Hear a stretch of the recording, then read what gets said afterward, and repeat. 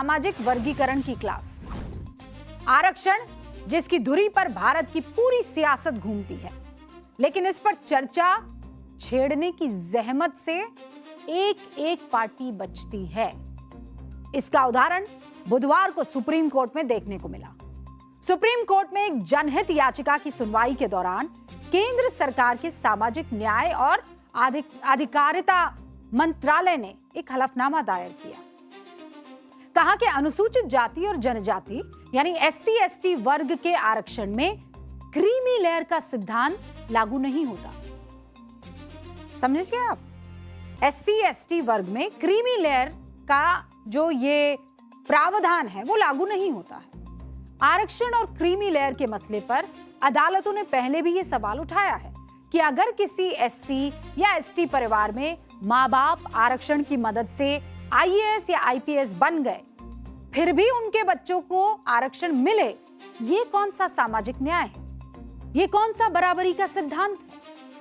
जिस आरक्षण को बाबा साहेब ने समानता के अधिकार का एक अभिन्न अंग कहा, क्या उसे असमानता को बढ़ाने का तंत्र बनने दिया जा सकता है?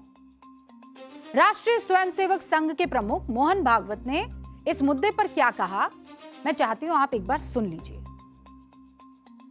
सोशल कारणों से रिजर्वेशन है, सोशल डिस्क्रिमिनेशन जब तक है रिजर्वेशन चलेगा। जिनको मिल गया और जिनका ठीक हो गया उतना लार्ज हार्टेड चाहिए, उन्होंने दे देना चाहिए। और अगर ये ठीक से होता है तो वहां ऐसे स्वर भी उठ रहे हैं जहां रिजर्वेशन मिलता है, वो अब ऐसा थोड़े है, लेकिन कहना शुरू हो गया है कि अब हमने ले लिया, हमारा ठीक हो गया, अब दूसरे को दे दो। लेकिन सरकार तो ऐसा नहीं मान रही है। सरकार तो साफ साफ कह रही है कि ये नियम SC ST वर्ग पर लागू नहीं होता ही नहीं। मतलब जो क्रीमी लेयर का नियम OBC आरक्षण और EWS आरक्षण पर लागू होता है, उससे SC ST आरक्षण का कोई मतलब नहीं है। अब आप पूछेंगे मैडम ये क्रीमी लेयर है क्या? पहले वो आप बता दीजिए तो हुक्म समझ लीजिए आप। क्रीमी लेयर का मतलब होता है आरक्षण किसे मिलेगा ये तय करने वाली लक्ष्मण रेखा। OBC वर्ग और EWS आरक्षण में क्रीमी लेयर लागू है, यानी जिन परिवारों की आय साल में 8 लाख से कम होती है, आरक्षण का लाभ उसे ही मिलेगा। लेकिन SC ST वर्ग को मिलने वाले आरक्षण में यह नियम लागू नहीं होगा। अब विवाद की वजह यही है। कई सामाजिक संस्थान बार बार सुप्रीम कोर्ट पहुंचते हैं और मांग करते हैं कि SC ST वर्ग के लिए भी इसे लागू कर दीजिए माय लॉर्ड। तो सरकार कोर्ट में कह देती है कि SC ST वर्ग में आरक्षण के लिए क्रीमी लेयर जैसा कोई प्रावधान है ही नहीं। अब क्या ही कर लीजिएगा। SC ST वर्ग में जो प्रभावशाली जातियां हैं वो इसको लेकर कुछ बोलेंगी ही नहीं। जो अभी भी समाज में सबसे निचले पायदान पर खड़े हैं उनकी कोई सुनेगा ही नहीं। मतलब जब संविधान सभा में आरक्षण दिया गया तो उसका मकसद था समाज के आखिरी छोर तक इसका लाभ पहुंचना या पहुंचाना, लेकिन सच्चाई कुछ और ही है। और ये आंकड़े कह रहे हैं, हम कोई हवा में बात नहीं करते हैं। 2001 में उत्तर प्रदेश में जब राजनाथ सिंह मुख्यमंत्री हुआ करते थे तो आरक्षण के असर को जानने के लिए उन्होंने एक कमेटी बनाई, हुकुम सिंह कमेटी। ये आप वाला और मेरा वाला हुक्म नहीं, हुकुम सिंह कमेटी नाम। उस कमेटी ने अपनी रिपोर्ट सौंपी और उस रिपोर्ट के मुताबिक मैं आपको समझाती हूं क्या क्या सामने आया। बोर्ड बाबू को प्रणाम कर दीजिए भैया। तो भाई आरक्षण का हाल क्या है? क्योंकि आरक्षण का हाल ही समझने के लिए 2001 में ये कमेटी बनाई गई थी। ठीक है, उस कमेटी में क्या बताया गया? 2001 तक SC वर्ग में आरक्षण का 56% लाभ जो है वो मिलता था जाटव समुदाय को। जाटव समुदाय को कितना लाभ मिलता था? 56%। उस वक्त टोटल जातियां कितनी थी? ये SC वर्ग की मैं बात कर रही हूं। SC वर्ग में जाटव समुदाय को मिलता था 56% रिजर्वेशन टोटल। ठीक है, जबकि उत्तर प्रदेश में टोटल जातियां कितनी थी? एससी की टोटल जातियां जो कि एससी की थी वो कितनी थी? वो थी 66। इन 66 जातियों में से सबसे ज्यादा किसे मिलता था? सबसे ज्यादा आरक्षण का लाभ 56% मिलता था जाटव जाति को। और जो बाकी 65 जातियां बच जाती है, क्योंकि अगर आप इसमें से एक माइनस कर देंगे जाटव को तो कितना हो जाएगा? 65। बाकी 65 जो जातियां थी उसमें कुल मिलाकर आरक्षण मिलता था 44%। यह आरक्षण का हाल था। सारा का सारा चला जाता था यहां पर। यह वो आंकड़ा है जिसके कारण बिहार जैसे राज्य में नीतीश कुमार ने अपनी सरकार के दौरान दलित और महादलित का वर्गीकरण कर दिया। लेकिन केंद्रीय स्तर पर ऐसा कोई सिस्टम नहीं है। तो क्या जिस आरक्षण को समाज के हर वर्ग को बराबरी पर खड़ा करने के लिए लाया गया वो खुद असमानता का हथियार हो गया? शायद इसीलिए लोकसभा के पूर्व महासचिव और संविधान के मशहूर जानकार सुभाष कश्यप ने आरक्षण को लेकर एक बात कही। उन्होंने कहा कि अगर आज डॉक्टर बी.आर. अंबेडकर जीवित होते तो उन्हें यह देखकर दुख होता कि अनुसूचित जाति और अनुसूचित जनजाति के लोग आज भी आरक्षण की जरूरत महसूस कर रहे हैं या उन्हें आरक्षण की जरूरत पड़ रही है। उनका सपना तो एक ऐसे समाज का था जहां न जाति का भेद हो न वर्ग का भेद। बाबा साहेब ने जाति भेद मुक्त समाज की कल्पना की थी। आप ये बात जानते हैं? लेकिन हुआ क्या? एससी वर्ग में जो जाति ज्यादा प्रभावशाली है वो आरक्षण पर हावी हो गई। बाकी की जातियों तक आरक्षण का लाभ पहुंचा ही नहीं। और यह बात कई बार देश का सुप्रीम कोर्ट भी कह चुका है। 1 अगस्त 2024 को देश के सर्वोच्च न्यायालय ने एससी एसटी में आरक्षण वर्गीकरण का आदेश दिया। इसी सुनवाई के दौरान 7 जजों की बेंच में मौजूद तत्कालीन जज जस्टिस बी.आर. गवई ने यह कहा था कि एससी एसटी कोटे में चंद लोग ही फायदा हासिल कर रहे हैं। यह राज्य की जिम्मेदारी है कि वो पिछड़े समुदायों को तरजीह दे। ऐसी कई जातियां हैं जिन्हें मुश्किलों का सामना करना पड़ रहा है, उन्हें मौका मिलना चाहिए। पर अफसोस ऐसा कभी ना हो सका। एससी एसटी में आने वाला समृद्ध परिवार का बच्चा और इसी वर्ग के गरीब परिवार का बच्चा, दोनों को आरक्षण कैसे मिल सकता है? यह तो बराबरी के सिद्धांत के खिलाफ है। क्या आरक्षण इसलिए दिया गया था कि ये एक और भेदभाव को जन्म देने लगे? मतलब ये तो वही बात हो गई ना कि पहले तथाकथित ऊंची जातियों के अत्याचार से बचने के नाम पर एससी एसटी वर्ग को आरक्षण दिया गया। अब एससी एसटी वर्ग में जो प्रभावशाली जातियां हैं वो कमजोर जातियों को वो लाभ लेने ही नहीं दे रही। सुप्रीम कोर्ट ने जब वर्गीकरण का आदेश दिया था तब तो एनडीए के ही सहयोगी आमने सामने खड़े हो गए थे। केंद्रीय मंत्री चिराग पासवान सुप्रीम कोर्ट के आदेश के खिलाफ कह रहे थे कि आरक्षण का आधार पिछड़ापन नहीं बल्कि सामाजिक छुआछूत है, उत्पीड़न है, इसीलिए क्रीमी लेयर और वर्गीकरण जैसी बातें फिजूल है। एससी समाज से आने वाले केंद्रीय मंत्री जितिन राम मांझी ने कोर्ट के फैसले का समर्थन किया और कहा कि आरक्षण का लाभ दलितों के सबसे पिछड़े तबके तक पहुंचना चाहिए जो अब तक इससे वंचित रहे। जिस बात पर चिराग पासवान और जितिन राम मांझी एक दूसरे के सामने खड़े हो गए उसका भी आंकड़ा समझ लीजिए। चिराग पासवान जिस जाति से आते हैं, बिहार में एससी वर्ग की आबादी में उसकी हिस्सेदारी 27% है। लेकिन बिहार में सरकारी नौकरियों में एससी वर्ग में आने वाले लोगों में 34% सिर्फ पासवान समाज से आते हैं। वहीं मुसहर समाज जिससे जितिन राम मांझी आते हैं, उनकी आबादी एससी वर्ग की आबादी का 15.7% है। लेकिन सरकारी नौकरियों में हिस्सेदारी उनकी कितनी है?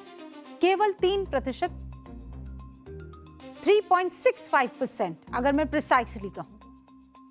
और यह आंकड़ा सिर्फ एससी एसटी वर्ग तक सीमित नहीं है, यही ओबीसी आरक्षण की कहानी भी है। अक्टूबर 2017 में भारत सरकार ने दिल्ली हाईकोर्ट की पहली महिला चीफ जस्टिस रही गोरला रोहिणी की अध्यक्षता में कमेटी बनाई। कमेटी का काम था ओबीसी जातियों में आरक्षण का लाभ किस जाति को कितना मिले ये बताना। आपको पता है इस कमेटी ने अपनी रिपोर्ट में क्या पाया? केंद्र स्तर पर ओबीसी आरक्षण का लगभग 97% लाभ केवल 25% जातियों को मिलता है। यानी 2650 जातियां जो ओबीसी की लिस्ट में शामिल हैं, उनमें से लगभग 663 जातियों को आरक्षण का 97% लाभ मिलता है और 2650 में से 983 यानी 37% पिछड़ी जातियों को आज तक आरक्षण का कोई लाभ मिल ही नहीं पाया। और दिलचस्प बात यह है कि इस रिपोर्ट को अभी तक सार्वजनिक किया ही नहीं गया, जबकि 31 जुलाई 2023 को ही रोहिणी कमेटी ने अपनी रिपोर्ट राष्ट्रपति को सौंप दी थी। इस भेदभाव की आशंका उन 2 रिपोर्ट में भी दर्ज है जिनको आधार बनाकर इस देश में ओबीसी को 27% आरक्षण दिया गया था। 29 जनवरी 1953 को नेहरू सरकार ने ओबीसी जातियों की सामाजिक स्थिति को लेकर काका कालेलकर की अध्यक्षता में पहले पिछड़ा वर्ग आयोग का गठन किया। 30 मार्च 1955 को इस आयोग ने फिर अपनी एक रिपोर्ट में जो कहा वो आपको बताती हूं। ओबीसी वर्ग को 2 हिस्सों में बांटने का प्रयास किया और प्रस्ताव किया, पहला पिछड़ा और दूसरा अत्यंत पिछड़ा। इसके बाद 1 जनवरी 1979 को मोरारजी देसाई सरकार ने बिंदेश्वरी प्रसाद मंडल की अध्यक्षता में दूसरा पिछड़ा वर्ग आयोग बनाया। 2 साल बाद 31 दिसंबर 1980 को जब इस कमेटी ने अपनी रिपोर्ट सौंपी तो उस वक्त इंदिरा गांधी देश की प्रधानमंत्री थी। मंडल कमीशन ने भी अपनी रिपोर्ट में ओबीसी वर्ग को 2 हिस्सों में बांटने का प्रस्ताव रख दिया, मध्यवर्ती पिछड़ा वर्ग और दलित पिछड़ा वर्ग। 10 साल बाद 7 अगस्त 1990 को मंडल कमीशन की रिपोर्ट जब वीपी सिंह ने लागू की और ओबीसी को 27% आरक्षण दिया तो उन्होंने ओबीसी के वर्ग को 2 हिस्सों में बांटने का सुझाव माना ही नहीं। उसका असर रोहिणी समिति की रिपोर्ट में हमने आपको अभी बता ही दिया। बोलने वाले कह रहे हैं कि अरे इस रिपोर्ट को तो सार्वजनिक किया ही नहीं गया है, तो आपको जो रिपोर्ट सार्वजनिक की गई वो दिखा देती है। 2001 में सामाजिक न्याय कमेटी उत्तर प्रदेश की एक रिपोर्ट आई और इस रिपोर्ट में क्या पता लगा पता है आपको? ये कहां है बराबरी, कहां है बराबरी? ये है यादव, कुर्मी और टोटल, ठीक है ना। यादव जाति की आबादी कितनी है? 19.4%। नौकरियों में इनकी अगर हिस्सेदारी मानी जाए तो कितनी हो जाती है? 33%।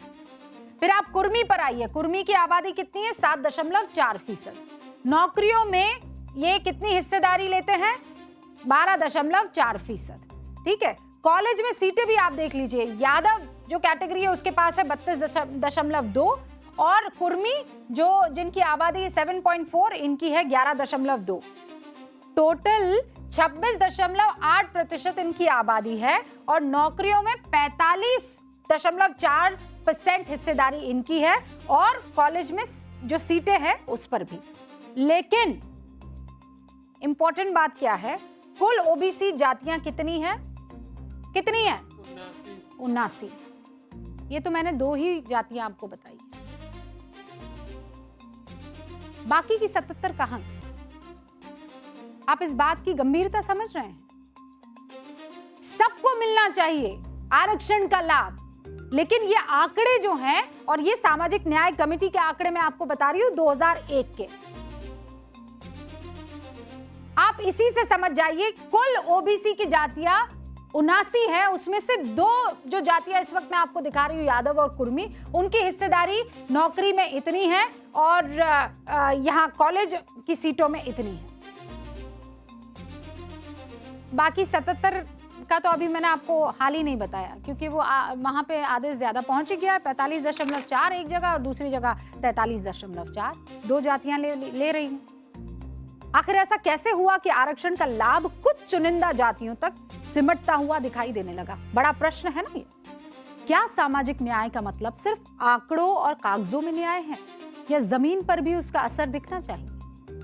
21वीं सदी का भारत है, जेन जी का भारत है, जेन अल्फा का भारत है, जेन बीटा का भारत है। तो क्या आने वाली पीढ़ियां भी आरक्षण के लाभ के सवाल में इसी तरह उलझी रहेंगी? इसीलिए सवाल उनसे भी पूछे जाते हैं जो कहते हैं कि जिसकी जितनी संख्या भारी उसकी उतनी हिस्सेदारी। क्योंकि अगर हिस्सेदारी की बात हो रही है तो फिर यह भी देखना जरूरी हो जाएगा कि हिस्सेदारी का फायदा आखिर किन लोगों तक कितना पहुंच रहा है। और हम यहां साफ कर देना चाहते हैं, सवाल किसी जाति के खिलाफ नहीं है, सवाल है व्यवस्था के भीतर बराबरी का। सवाल यह है कि अगर एक ही व्यवस्था का फायदा बार बार कुछ हिस्सों तक पहुंच रहा है तो क्या उस व्यवस्था की समीक्षा नहीं होनी चाहिए? ईमानदारी से बताइए। सवाल असहज करने वाला हो सकता है लेकिन जरूरी है, और इसीलिए पूछना आज मौजूदा सरकार से भी, जो ये कहती है SC ST में क्रीमी लेयर का प्रावधान है ही नहीं, और सुप्रीम कोर्ट पूछता रह जाता है वर्गीकरण को लेकर। आज जो मौजूदा सरकार है वो भी इससे बचती है, विपक्ष में बैठी तमाम पार्टियां इस पर बचती है। क्यों? क्योंकि वोट बैंक को नुकसान हो जाता है। अब आगे बढ़ते हैं। पाठशाला में अब सोशल मीडिया की क्लास है। टेक कंपनियों की भाषा का एक शब्द है स्ट्राइक। क्या है वो शब्द?